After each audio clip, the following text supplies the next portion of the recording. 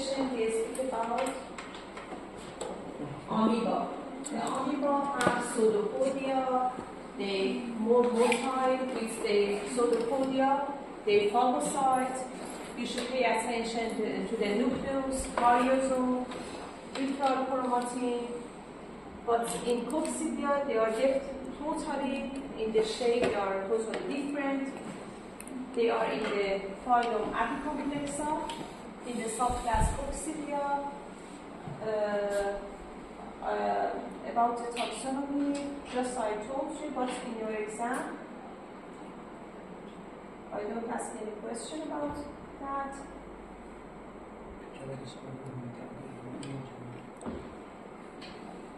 In this session, I go to speak about the family Aimeridae, Sarcocystinae, and Toxoplasmatinae. Here we have Isospora, Cephalospora. In Cryptosporidae, we have Cryptosporidium, Sarcocystis, and Toxoplasma. You should memorize these. Okay, I highlight and write it in red.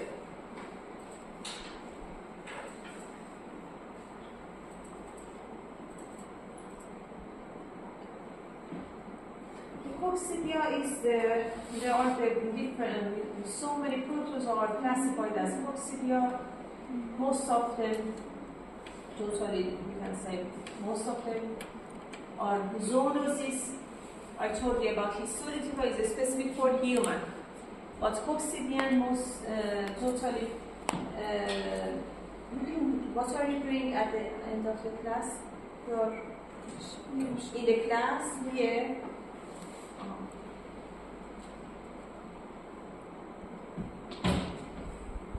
Most of them are zoonoses, also in human and animal.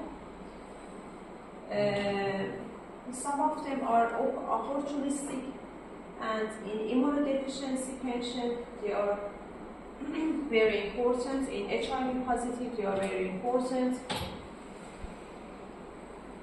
They have some feature that's common in all of the coccidia. Totally different from amoeba. They have an apical at the anterior end. They have a polar ring. They have some specific organelle that's because of that they can penetrate to our cell. So they are mostly intracellular. They should go inside of the host cell and replicate inside the cell. So because of that, they have some enzyme, they have some feature at the apical end, and because of that, they can penetrate. They have some ruptury, nitroneconoid, so many enzymes they secrete, and because of that, they can produce some pore and penetrate to the cell and replicate in the cell. So they are intracellular parasites, and they have apical complex. They are intracellular parasites, and they have asexual and sexual production. For example, in amoeba, we don't have sexual production. They have just mitose, and they have just asexual reproduction or mitosis. But they do meiose, and they can do sexual production and produce zygote. In asexual production, we have schizogony and endodiogeny. These are a specific name that's based on the cycle, the scientist's name on the replication. For example, they can penetrate to the epithelial cell, and in the epithelial cell, this is epithelial cell, this is the epithelial cell. They can penetrate to the epithelial cell, and in the vacuole they can replicate, the nucleus multiply, and after that the cytoplasm divided, they produce some cell, and after that it's ruptured and some parasites come out. We said schizogony. In the mitosis, from one cell, after that we have two cells. Okay. In schizogony, from one cell we have more than two cells. This is mitose, but because the number of the division is more than two, we call it schizogony. Okay. In the normal mitosis, after division we have two. But in schizophrenia, in this process, they do mitosis, 2N chromosome, but because the number of cells is more than 2, we call it schizophrenia. In the endogenesis, they penetrate to the cell. For example, this is the cell, they penetrate to the cell, and after that, in the cell, from one parasite, they divide it and produce two cells. They penetrate to the cell, this is the parasite, they multiply, and they produce two cells. This is endobiogeny. I don't want to memorize that, but in the next slide, when I want to explain the cycle of the Toxoplasma or the other coccidia, I name schizogony and endobiogeny. You should know that these are asexual. They also have sexual production. In the sexual production is happen in the definite host, and in the sexual production, they also in the, for example, epithelial cell, because they are intracellular parasite, they penetrate to the cell and produce gametocyte, microgametocyte, macrogametocyte. They produce macrogamete, also they produce microgamete. Microgamete is smaller, and after that they produce zygote. Microgamete penetrate to the macrogamete and produce the zygote and produce the oocyst.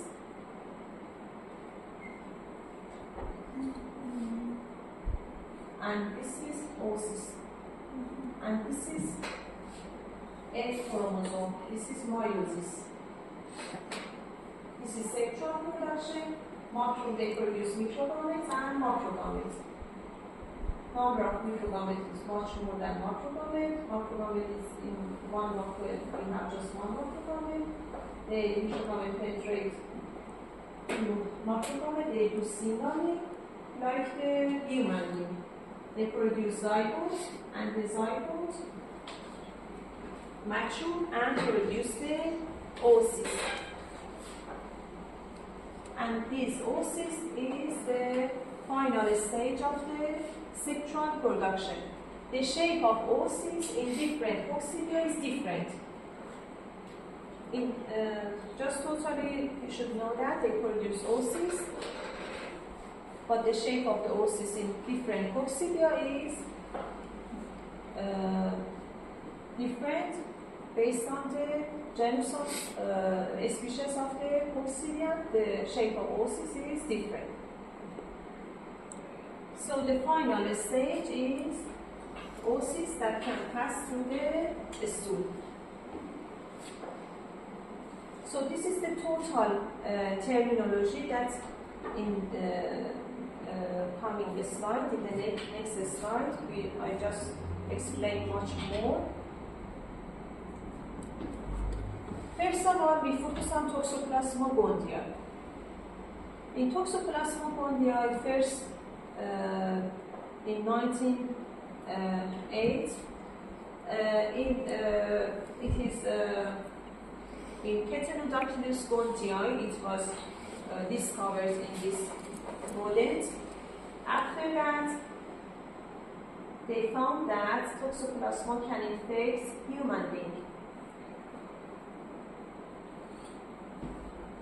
And it is very important, and it is widely distributed in everywhere. One of the most distributed parasites in the world is Toxoplasma gondii. And most of us are infected with Toxoplasma. And I told you why in the next slide. They have different morphology. First of all, we have the tachyzoid form. I know that we so many names. I apologize for that, but you should memorize that. It's very small, as you see, 4 to 5 micrometer. It's crescent shape, or it has the shape of the Toxoplasma. This focus is it's different name, different stage, is difficult. This is tachyzoid. Tomorrow you can see that. This is anterior end, this is posterior. The posterior is much more bigger, and the nucleus is at the posterior end. Okay, this is tachyzoid. We can see it in the acute phase of the disease. They can multiply in the nucleated cell. This is the white we see. You see? This is the white we see. They can penetrate to the white we see. Okay, this is the white we see. For example, monocyte. They go to the white we see, and they multiply. They do endodiogeny. I told you this is endodiogeny. They do endodiogeny,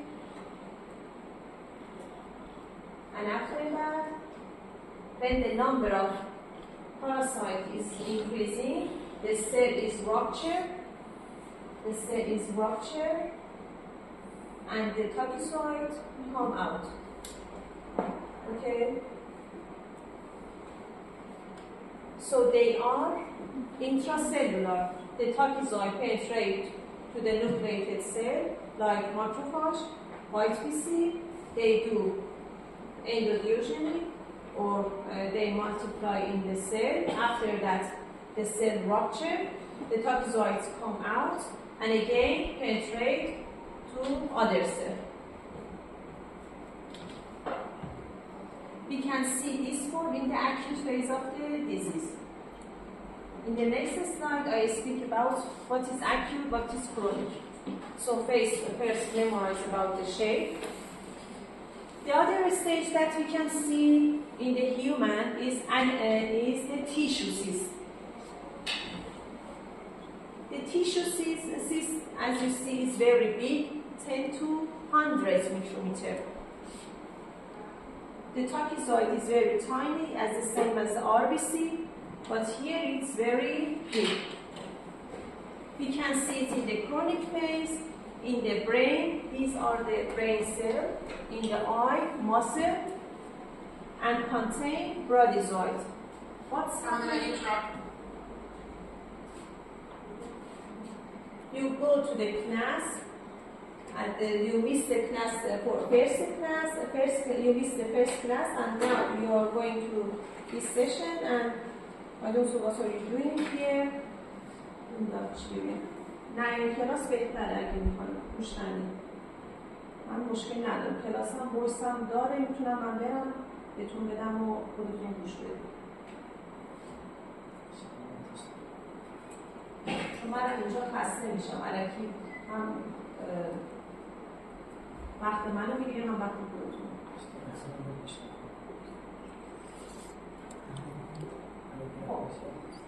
Okay. They produce the tissue cysts. These tachyzoids can go to muscle, brain, and eye, and multiply and produce the tissue cysts. These are the tachyzoids here, but here these are the same, but here this is acute. They are in the issues. We told them bradyzoid. We see these in chronic stage. So in the acute stage, the trapezoid multiply in the nucleate cell, but in the chronic stage, they escape, go to the tissue and produce tissue cysts, and these are that you see, and it is very tiny. These are bradyzoids.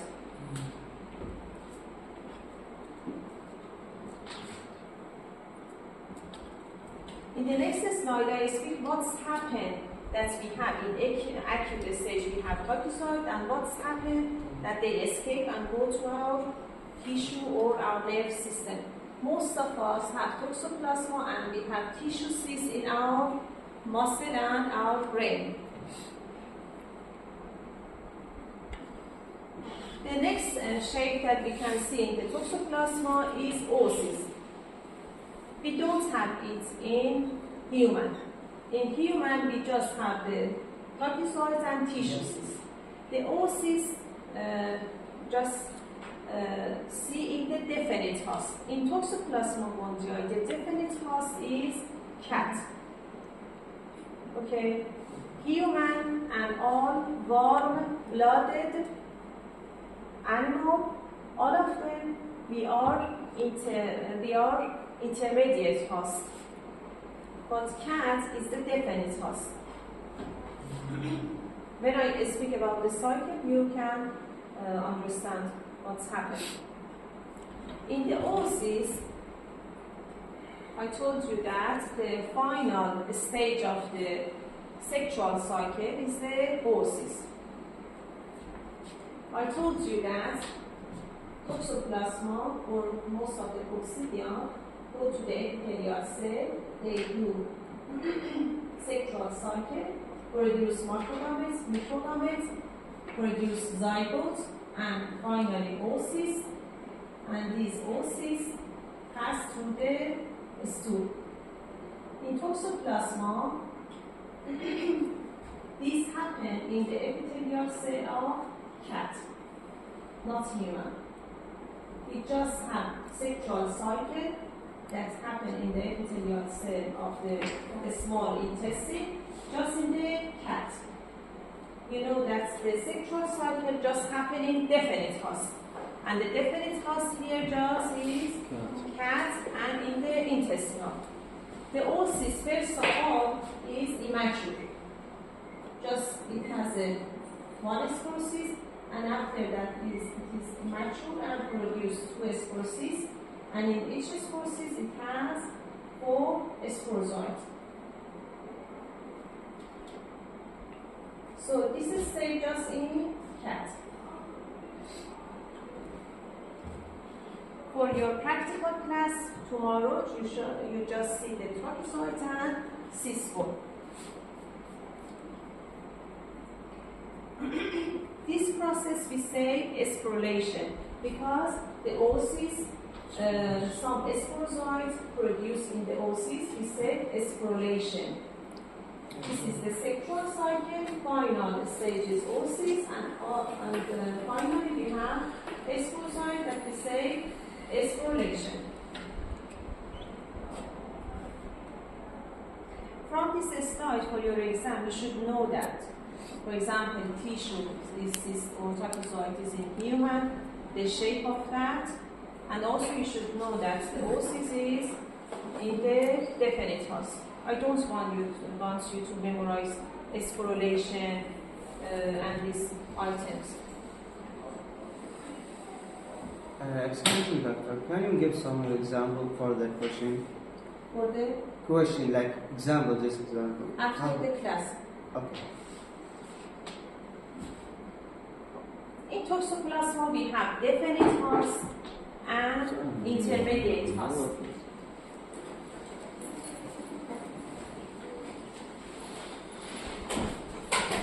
We have the definite host and intermediate host. In the definite host, just definite host is the Felidae family, cats, tiger, but the most symbol of the definite host is cat. In the definite host, we have intestinal cycle and extraintestinal cycle. In intestinal cycle, we have that it's happened in a small intestine. We have asexual cycle and sexual cycle. As I told you, asexual cycle is schizogonic.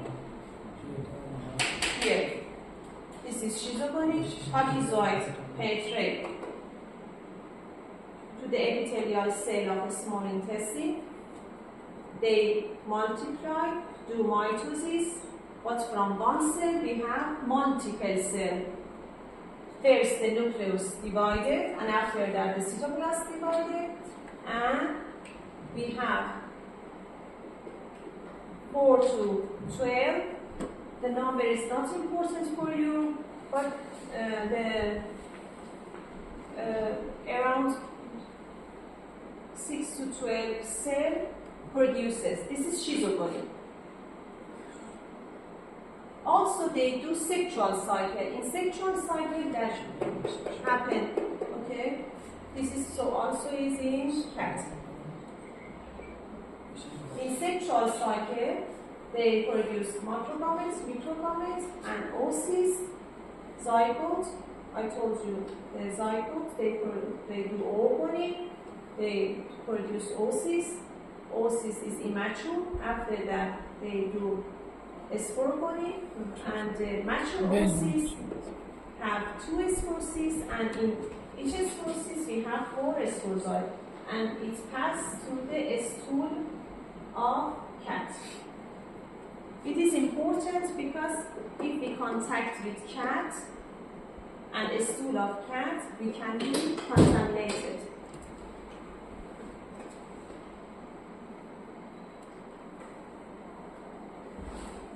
If the immature oocysts pass through the stool, after 1 to 5 days, they can be sporulated and can be infective.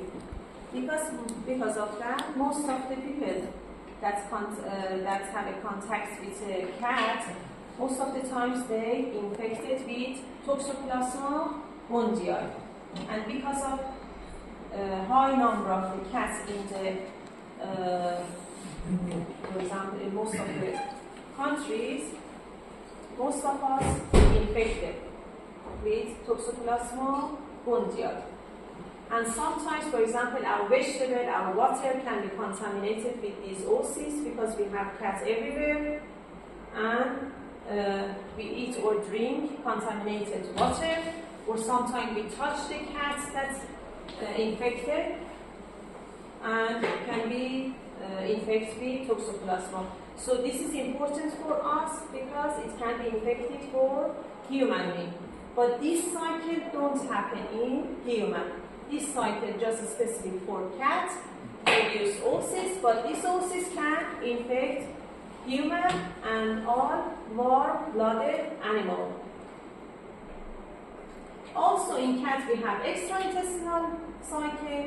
In extraintestinal cycle, the tachyzoids that in the epithelium, they can penetrate to the submucosa from the mesenteric vessel.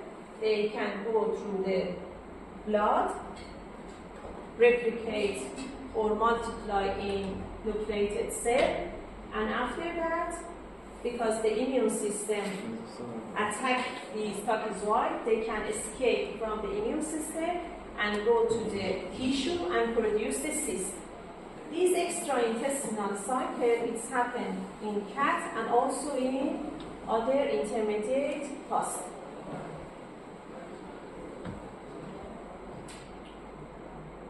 This is the tissue seals. This is in extraintestinal cycle.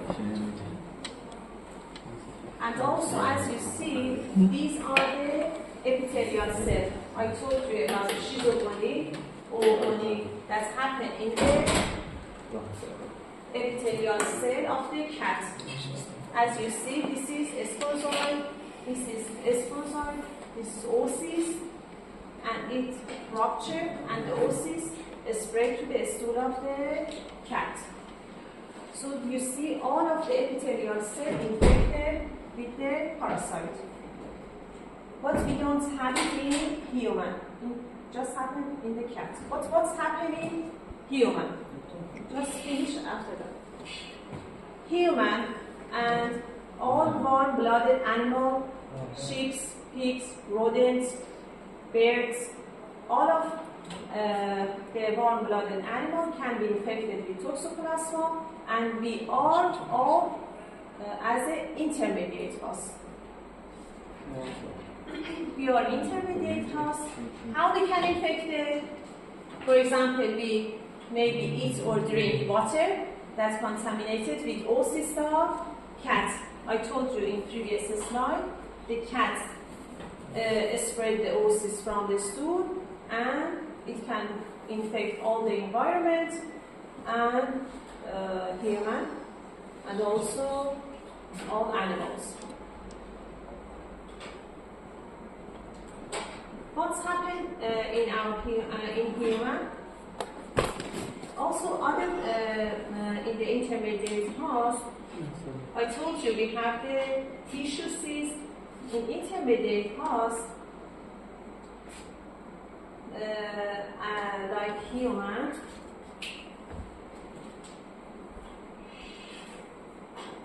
We have the extraintestinal. In extraintestinal, we have trapezoids, and also they multiply in the nucleated cell. The immune system, they limited their replication, so they escape from the immune system and go to the tissue, brain, muscle, eye, and they produce the cyst form, and the immune system limits these cyst form, and these cysts they are alive in our brain or in our tissue until our death. But if our immune system is normal, it doesn't rupture or we don't have any relapse. So if we infected with toxoplasma, we have it until our death. Okay.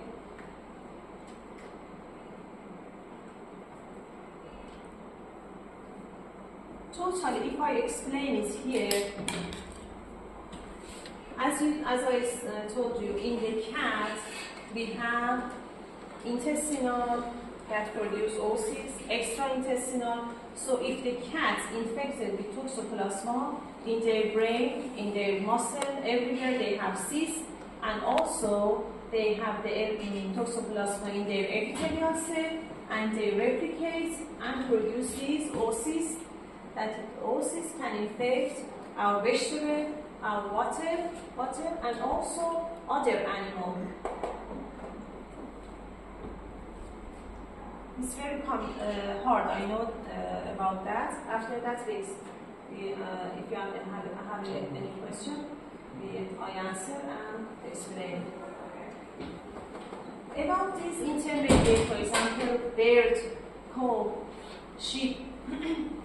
When toxoplasma, they infected with toxoplasma, they produce the tissue cysts in their muscle. So as a human, if I eat the meat, the muscle of this animal, uncooked or raw meat that infected with these cyst form, we can contaminate it. I told you in the intermediate host, all of us, in the muscle we have tissue cysts. So human, how we infected? Maybe we contact with cat and its oocysts.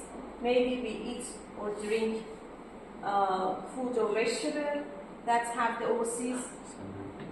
Maybe we eat the raw food, raw meat of these cow or bird that contaminated with tissue cysts. Tissue cysts consist of brachiocytes. All of these brachiocytes, if we eat this food, this muscle or meat or beef, it go to our small intestine. The tissue cysts rupture. All of these protozoites come out, penetrate from the epithelial cell and go to our bloodstream and replicate in nucleated cell. Also, if we eat oocysts, the oocysts rupture. If I eat these oocysts come to our small intestine, rupture, these sporozoites come out and penetrate to the epithelial cell. We don't have any replication in human. They penetrate to the epithelial cell, penetrate to the lumen, to the epithelial cell, directly go to bloodstream and go to nucleated cell, multiply in the nucleated cell. So in human, we don't have any replication in epithelial cell.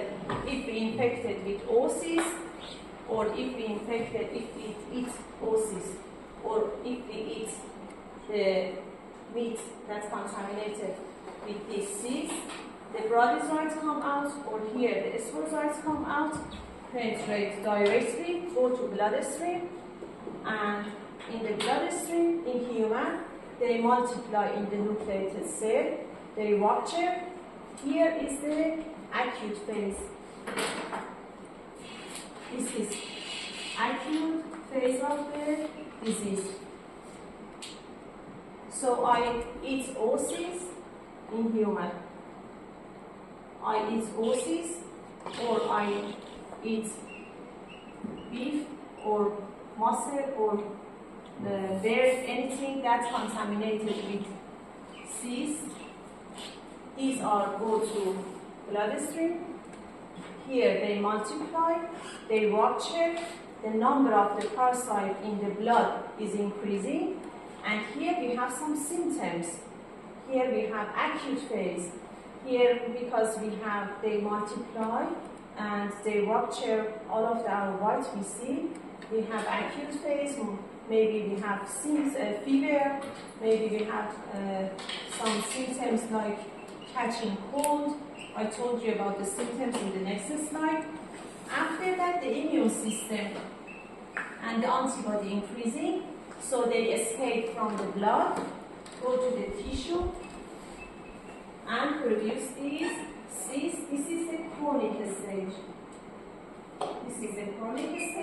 And this is alive until our death. So this is the cycle. So when we go back, you see different way for contamination of us. So it is better to don't contact with animal, with cat, or for example, when you eat, for example, bird or meat of the cow or sheep, you cook it completely, because if they contaminated with the cyst, it can be infected for us. I explain until here. This is very important. If you have any question until now, okay, I explain that. If you don't have, I explain about the other. That is more important. Do you understand? Yes.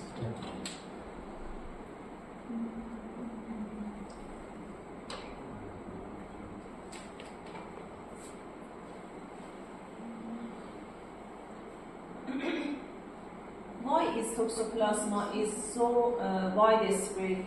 Because these reservoirs, these are very important. We have definite host as a cat, and this can infect these animals. And because most of the people eat the raw food, raw meat, uncooked steak, all of these can be infected. And because all the animals engaged in this cycle, for example, sometimes in some countries, the distribution of disease is 80 to 90%. It's very high. And definitely, if you had a test for antibody of toxoplasma, half of you definitely infected with toxoplasma.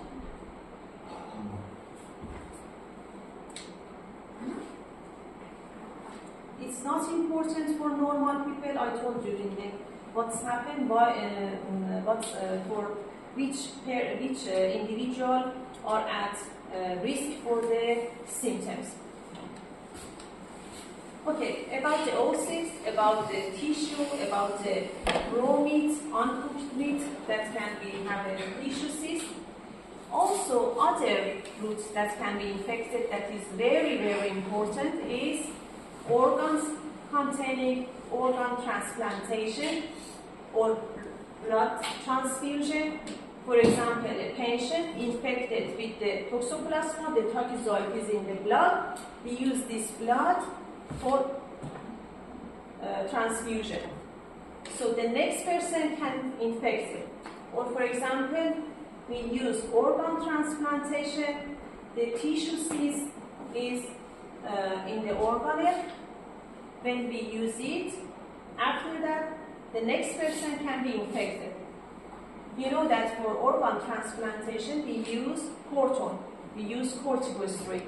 And these corticosteroid block the immune response, block the immune system, and if the organelle that's transparent infected with tissue cyst, the tissue cyst, if the immune system is reduced, it can rupture, and all these parasites come out and produce the symptoms. And here we said relapse. I explain it totally in the next slide. The other root that is very, very important, and the most important one, is transplacental. If the pregnant woman during the pregnancy infected with toxoplasma, the toxoid can infect the fetus. And this is very important. We say congenital toxoplasmosis. This is very hallmark, this is very important. In the next slide I speak about that. And also toxoplasma is very important in immunodeficiency patient, in HIV positive patient. In normal people, when, for example, I eat oocysts, eat or drink contaminated food, or I have a cat that's infected with toxoplasma, I eat the oocysts, or for example, I eat the raw food, one steak uncooked, that have tissue cysts. These are come to my intestinal tract, go to our blood, and replication happen. Sometimes it is asymptomatic, sometimes it's just like having cold, or sometimes we have lymphadenopathy, like Epstein-Barr virus. We have enlarged the lymph gland near the what we say here? Neck? Yes. So, No, in neck, no, you are in lymph node? Lymph node? Lymph node, yes, lymph nodes, but very maxillary. What we say? The lymph node. Yes.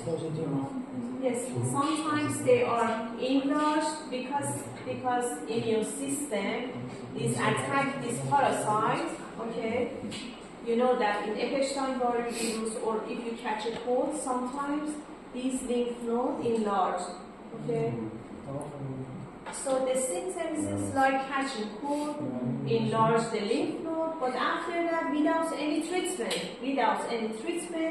is vanish. You don't understand that you catch a toxoplasma. It's like you catching cold. After that, the symptoms is disappear because you are normal. Your immune system limits the parasite escape, go to our muscle and produce this cyst. And this cyst be alive until our death. If for example, I have a cyst and accidentally I catch a HIV. For example, for example, if somebody have a cyst, for example, have a cancer or have a immunodeficiency, because the immune system is deficient, this cyst can be ruptured, the protozoites come out, and all of them invade our body. This is very important. In HIV positive patient, sometimes these cysts rupture and produce, for example, if the cyst is in the brain, produce encephalitis. Or if the cyst is in the eye or in the muscle, they produce some inflammation and some symptoms, and that is very dangerous.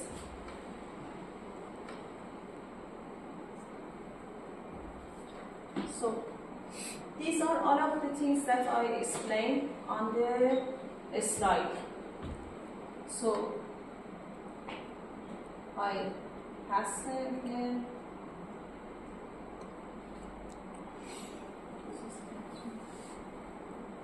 This is repetitive. The typozoites come out and produce and go to cyst, produce cyst ball.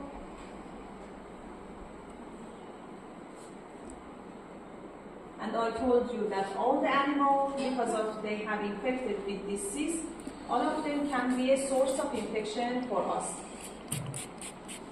So if you go to restaurant,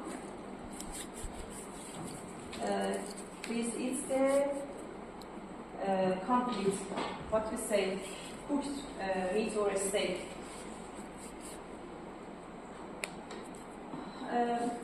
Also, it is important, as you know, that the tissue cysts mostly in skeletal muscle, but also they can be in the muscle of the in the heart, brain, eye, and it can be remain through the life of the pus. This is also repetitive. I told you all of them. How we can be infected with several eating uncooked, undercooked or undercooked meat of intermediate hosts that have tissue cysts. We eat, for example, uncooked meat. We can contaminate it with tissue cysts, or food or water that's contaminated with the oocysts. Blood transfusion, I told you, organ transplantation, and transplacental from mother to fetus.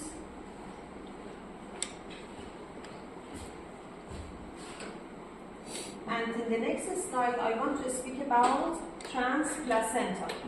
I told you the most important is congenital toxoplasmosis or transplacental routes of infection.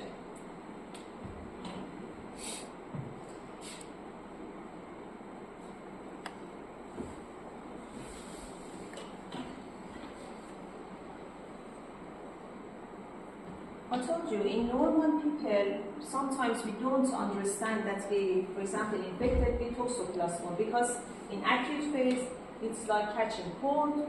In the chronic stage, we don't understand that we have a cyst, because our immune system limits the parasite. But in congenital form, what's happening in congenital form? In congenital form, if you know that before pregnancy, we have some tests that the mother we should know that, for example, the mother have antibody against the toxoplasma or not. Why do you know that? We check antibody against toxoplasma before pregnancy. So that if the mother is infected, she should not, it's advisable for her not to be pregnant, otherwise she will transfer the parasite to her child. Right. Yes. It is very important.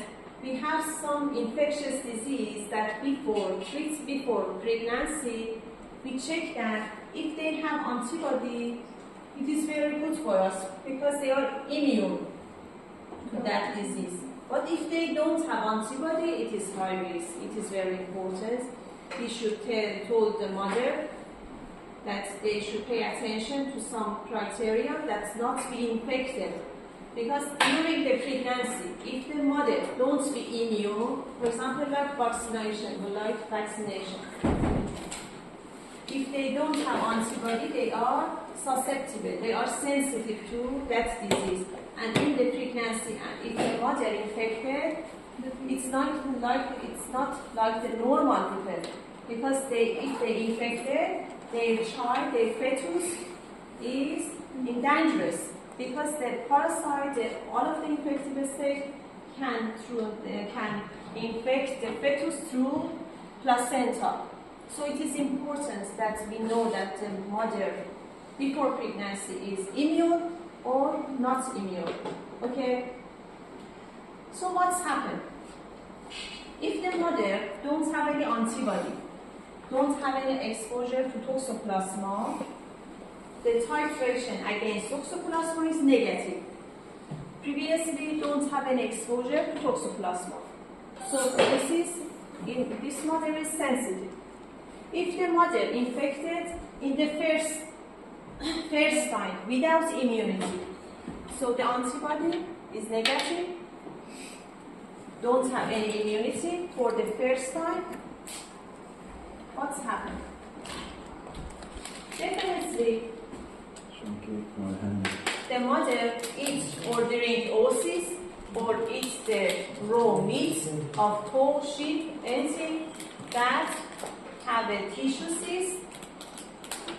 The parasites come to the blood, multiply.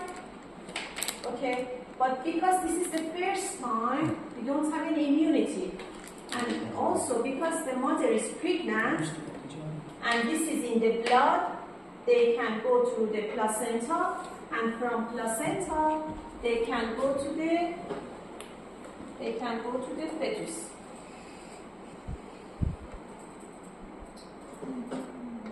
Okay?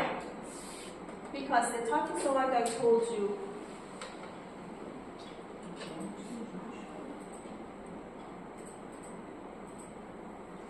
the tachyzoids go to the blood, they multiply.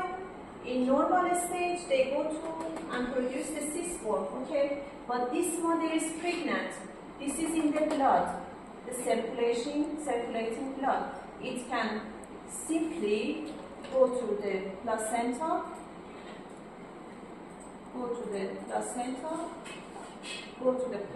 and from the placenta, go to the fetus.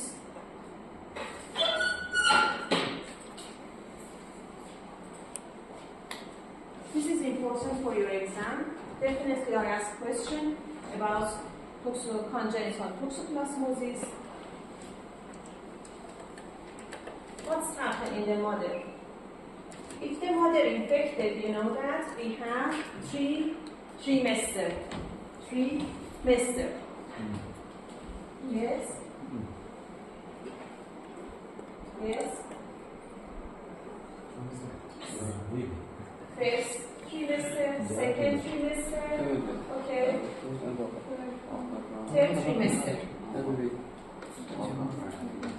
If they infected in the first trimester, it is much more dangerous, but the possibility of penetration of the tachyzoid to placenta is low. Okay? In the first trimester, it is the possibility or probability of the penetration of the tachyzoid from placenta is lower, but if they infect, it's very, very dangerous. Maybe we have abortion, hydrocephaly, macrocephaly, or chorioretinitis. In chorioretinitis, the child born, but after that, because of the tachyzoids go through the retin, chorioretin, it produces chorioretinitis. I explain more because we have it, unfortunately. But in the second or third trimester, if they infected, the possibility of infection is higher. But unfortunately, the side effect is lower. For example, we have maybe enlargements of the liver or spleen or pneumonia, chorioretinitis.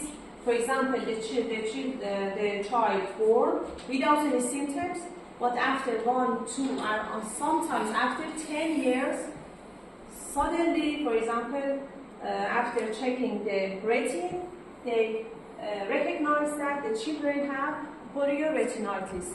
And after that, when we check, the physician check the background of the patient, the children see that they have antibody titration and they have their mother through the pregnancy infected with toxoplasma. So we have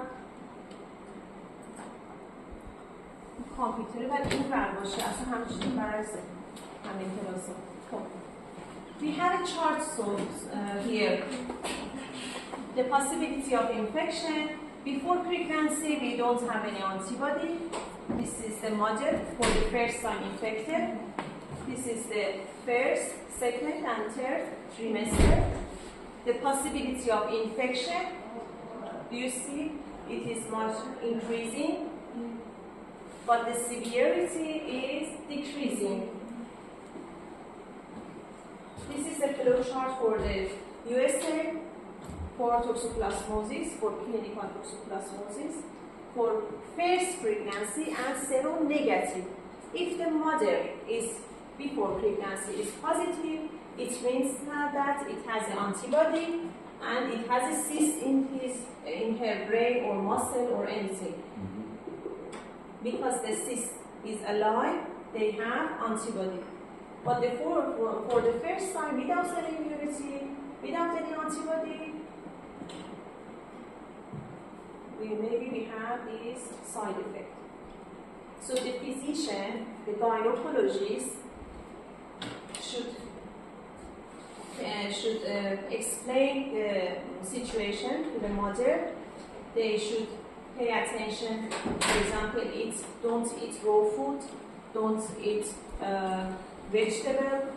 It's better to use antiseptic for the fresh vegetable.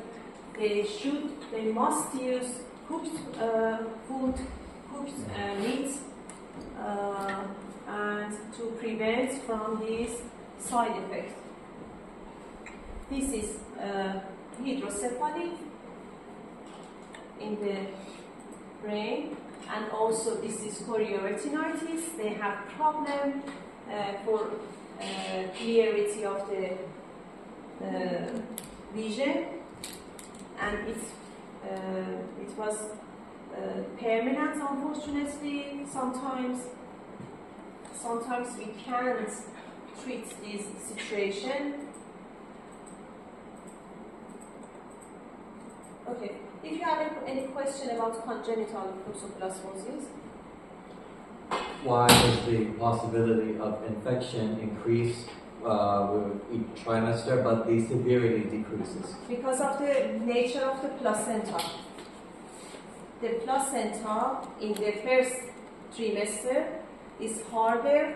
The number of vessels in placenta is very rare because the fetus is smaller. But when it is increasing and the fetus is growing, the placenta is much bigger, the vessel is much bigger. So the blood vessel, the number of vessels in the placenta is much more increasing because they should feed their fetus, feed on the placenta and the vessel. Yes, and on the other hand, organization is happening in the first trimester. So here, in the first trimester, because we have producing hard producing brain organization happen, organelle happen, producing the organelle differentiation happen in this, in the first, if they are more susceptible to anything, we should limit using of the drug, you know that. For example, the drug that you use in the third trimester, you can use much more variety of the drug in here. But here, because we have producing organelle, elastomere, you know that producing the fetus, what's happened. Here is they are sensitive to different UV, X-ray, you know.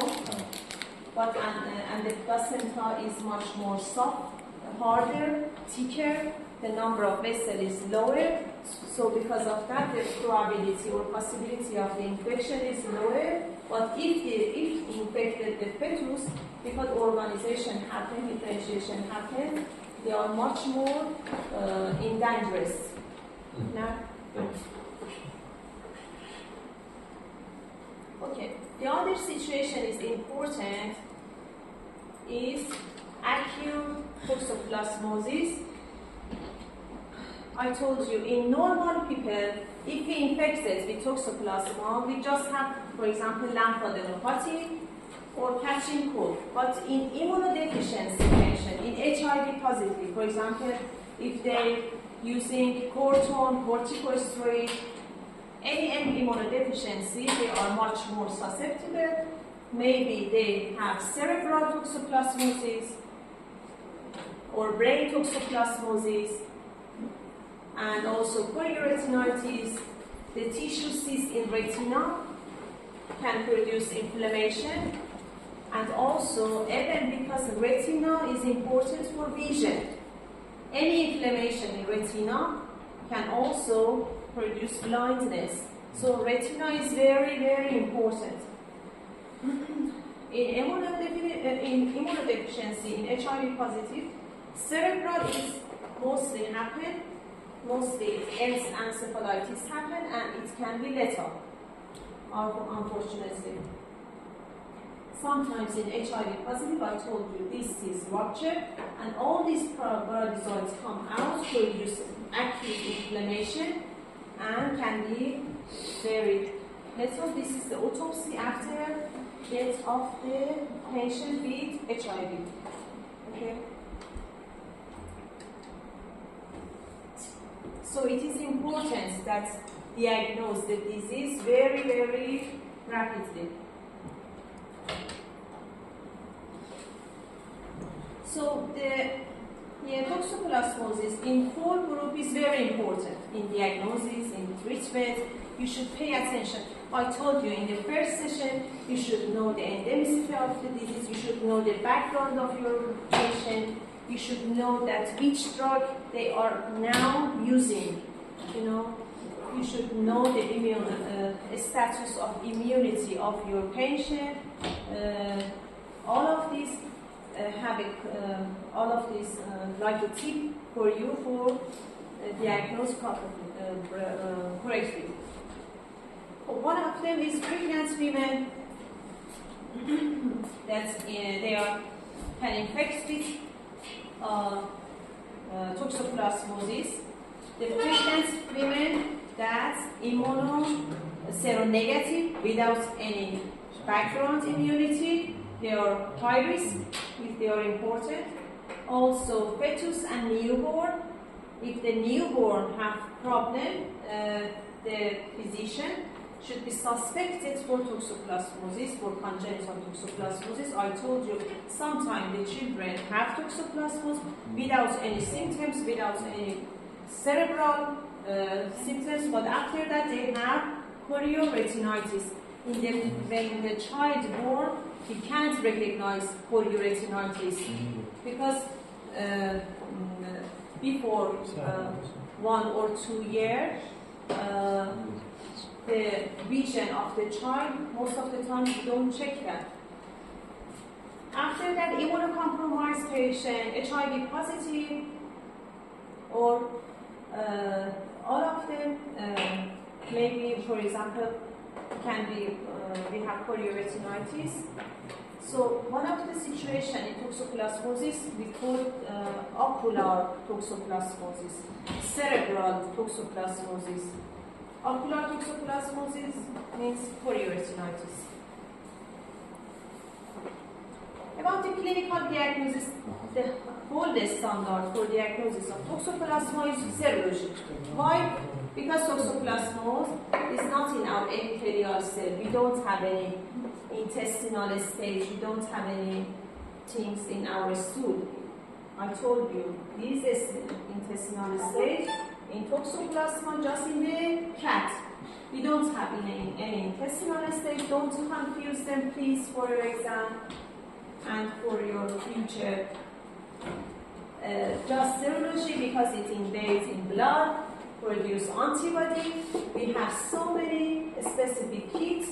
We can check the antibody titration. Also, we have pathology, parasitology, molecular diagnosis. But, for example, about the pathology, sometimes section of the brain, or sometimes section in most of the times for brain section is after autopsy is useful. We don't have any section. Most of the times they prepare CSF from the brain for encephalitis and bring it to the laboratory. Sometimes, for example, after the birth, they send the placenta directly to the laboratory. Placenta to the laboratory that can have a pathologic section. So they're not very useful. Also, we can use molecular diagnosis, PCR, but the gold standard is serology. In serology context, just know that in acute infection, we have IgM, and in chronic stage, we have IgG. So with the class of antibody, we can recognize chronic or acute. Also for toxoplasmosis, I don't speak about the detail. I think when you go to the hospital for your course, we have IgA nowadays, we have antibody, what we say, we have two specific tests nowadays that we use for toxoplasmosis. I don't remember one of them. Antibody avidity. Antibody avidity, but for your exam, just know about IgG and IgM. About the pathology, we can prepare section from lymph node. I told you that we have lymphadenopathy, sometimes brain tissue. This is mostly after death and autopsy, or heart tissue. These are not a routine diagnosis. About the parasitology, also we can use, for example, in lymphadenopathy, we can use direct exam, direct SME from CSF, or different tissue that says we can use parasitologic exam. I don't want you to memorize that, okay? About the pathology or parasitology, molecular technique, these are not useful for diagnosis. Maybe we use it, I think these are just as a complement. The gold standard, just serology, and memorize this slide, please, okay? So for toxoplasma, you should memorize about the cycle. I don't want you to know the detail, but you should know that the asexual or sexual, what's happening in the cat or the human, and also about the clinical and congenital and acute infection. I don't ask any question about the morphology. Okay.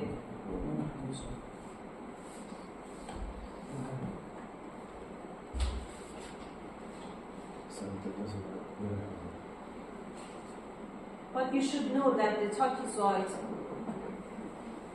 and cyst is in the extraintestinal, asexual. This happen in human. About the treatment, different treatment was used for normal people, but for pregnant women, mostly used for normal people. For example, for normal people we don't treat, and sometimes we don't know that. For example, the person infected with toxoplasma. As I told you, that the symptoms is like cold or catching Epstein-Barr virus. But in immunodeficiency, the symptoms much more higher, and we should treat them, and we use sulfadiazine and primetol. But in the pregnant women, because these are harmful, these have side effects on the fetus, we can't use that. We should use espironolacin and clindamycin. Okay?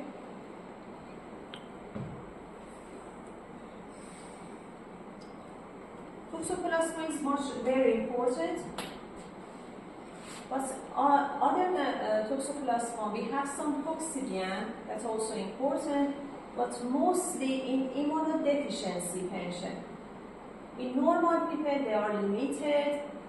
Sometimes produce infection symptoms, but they are limited because of our immunity can limit the disease. But in immunodeficiency patient, the symptoms is much more severe, and we should treat them. One of them is Cryptosporidium, Rhizospora, Cyclospora, Sarcocystis. Just pay attention to the things that I told you, because they are very, the number of parasites is very high, and just memorize the things that I told you, okay, for your exam. First of all, about the Cryptosporidium. This is zoonose and can infect human and also animal. It is opportunistic in HIV positive patient.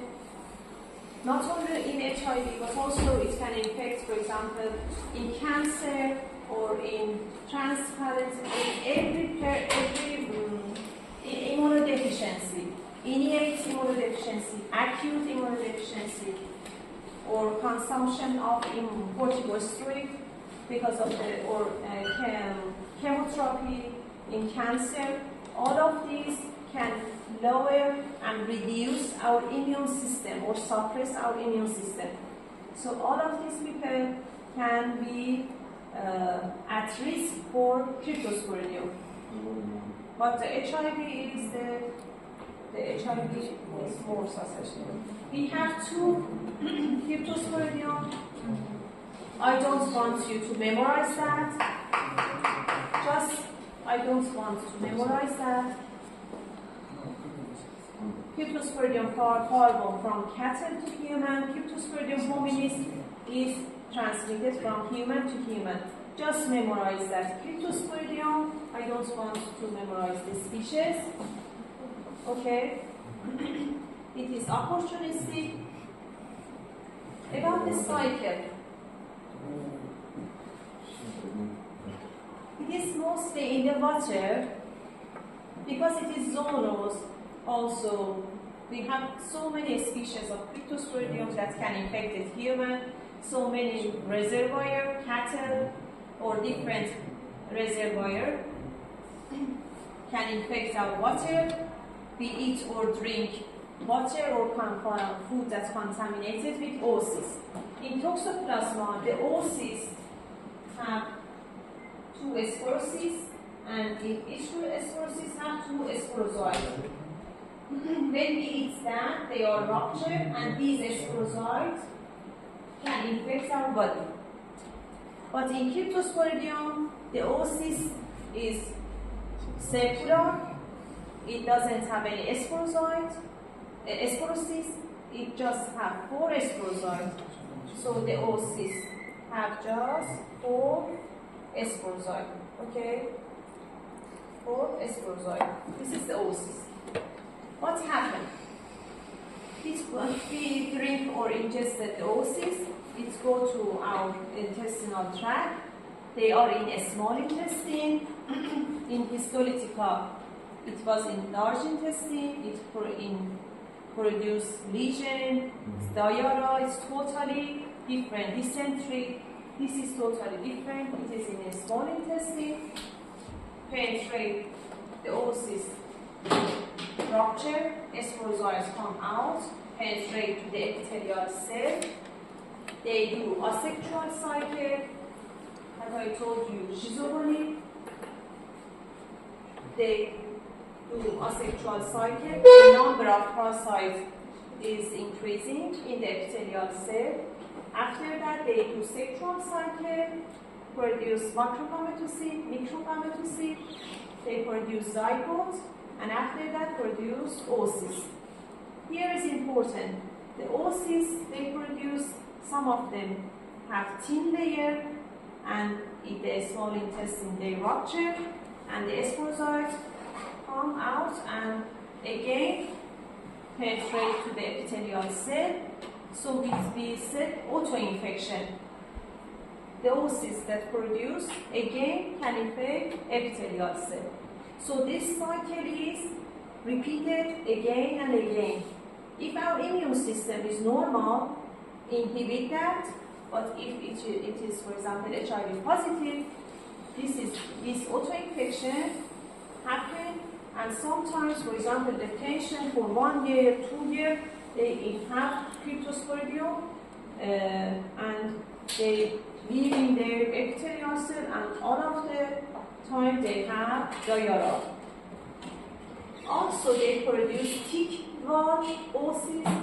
These oocysts pass through the stool, and it can infect water, and also the patient, for example, the patient that have cryptosporidium in the intestinal tract, if they have low hygiene or after WC they don't wash their hands, these oocysts can infect it. They can eat oocysts again, and also they have autoinfection. And because of these autoinfection, inside the intestinal, outside with their hand, because of these autoinfections, sometimes, for example, we have some HIV positive or immunodeficiency patient. That's because they don't have sufficient immune system, and because of these autoinfection, they have infection for too prolonged time, and so it is very necessary that we diagnose the disease and limit the disease with the proper drug. This is cryptosporidium. About the clinical symptoms is not important. I don't ask question about this. They have abdominal pain, vomiting, and sometimes in immunodeficiency patient, because they have autoinfection, sometimes these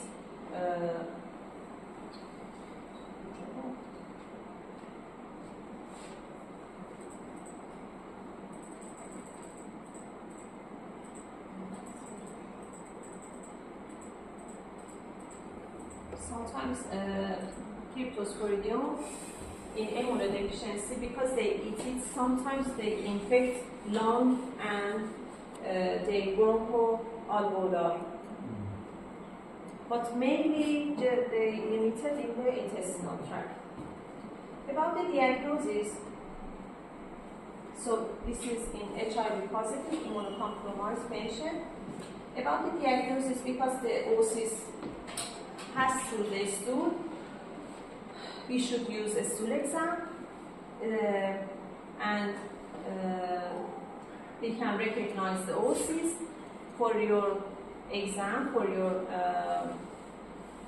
tomorrow, for your practical class, pay attention to the background. We use Zealand solar staining.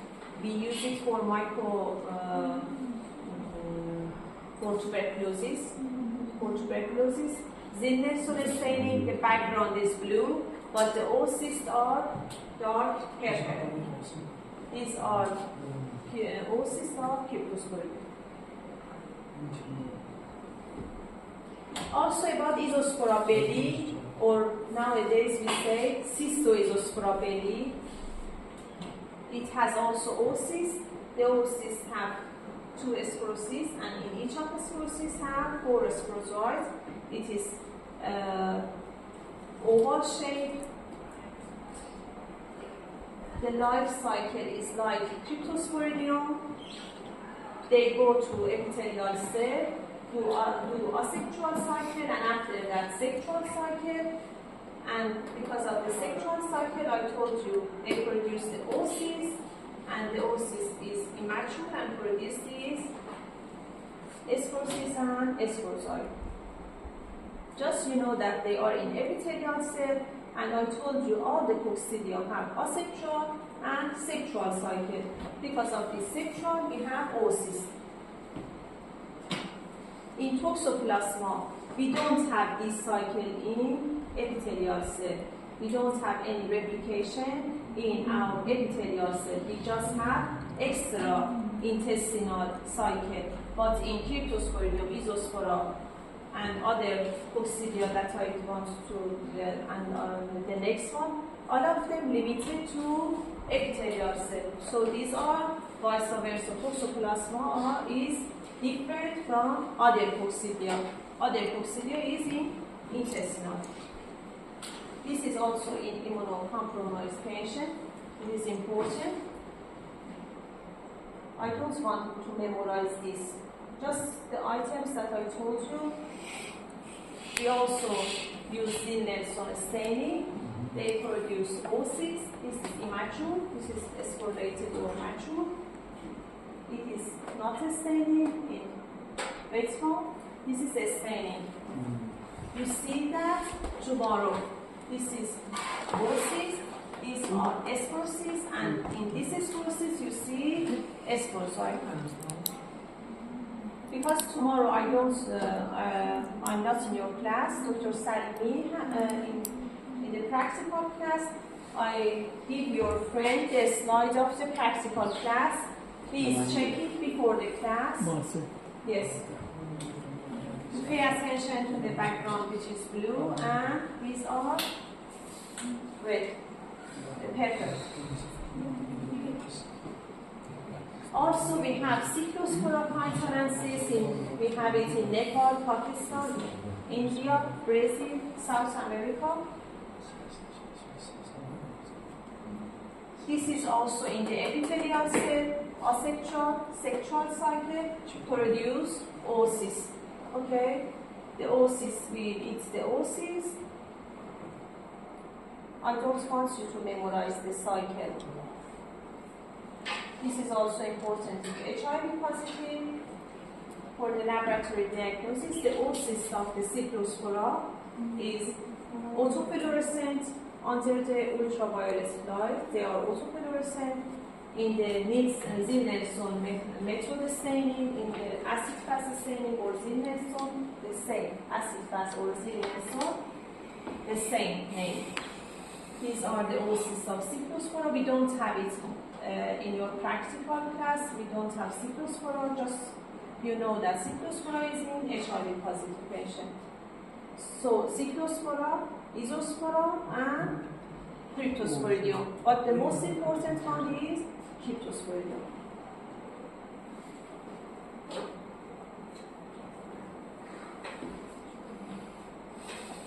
The last one of coccidia is Sarcocystis. Sarcocystis, we have Sarcocystis hominis, Sarcocystis sui hominis. This is in cattle, and it can infect a human. Sui hominis is in pig and can infect a human. In sarcocysts, the definite host is human. Like toxoplasma, that definite host is cat. Here, the definite host is human. It has two hosts. In sarcocysts, in Cryptosporidium, Mesospora, and Cyclospora, all of the cycle happen in human. But in sarcocysts, somehow different. We have sexual cycle, intestinal cycle in human, and human spread the oocyst. It's vice versa. And the cattle or pig are intermediate hosts. What's happened? We eat, and we eat the food of the meat of the cattle or pig that have the tissue cyst. The tissue cyst digested here, and the parasites come out. That we say parasitoid. They replicate in the intestinal tract.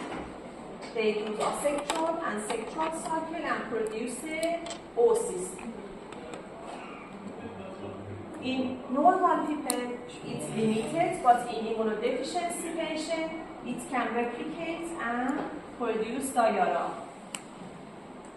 Just memorize the things that I told you, because they write much more. In the intermediate host, we don't have sexual cycle. We have the cyst form. If they eat the oocyst in the intermediate host, the sporozoites come to the blood vessel and go to the tissue, especially endothelium, and produce the tissue cyst. Okay, these tissue cysts consist of what's happening? These tissue cysts consist of the brachiozoites or cystizoites. In your practical class, you see these are tissue cysts in the endothelium of the tissue. These are very big, macroscopy. We can see it without any microscope. When we rupture that, inside this tissue, we have these cystizoids. If we eat these cystizoids in the meat, we can infect it with sarcocysts in our intestinal tract. Okay. So about the coccidia. Toxoplasma, about clinical, congenital is very important. Acute toxoplasma, we have at least 2 or 3 questions from the toxoplasma. About other coccidia, you should memorize that. Just Cryptosporidium, Mesospora, Cyclospora is in immunodeficiency, HIV positive is important, and the oocyst, we can stain it with zilnessone acid fast. In sarcocysts, you should know that humans just have intestinal and spread the oocyst. We pass the oocyst from the stool, and these are intermediate house. So in sarcocysts, we don't have any extraintestinal. Just we have extraintestinal in toxoplasma. Okay, don't confuse them.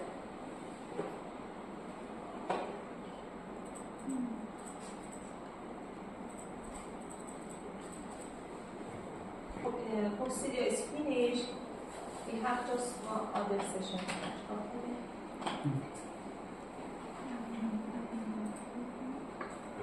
Okay.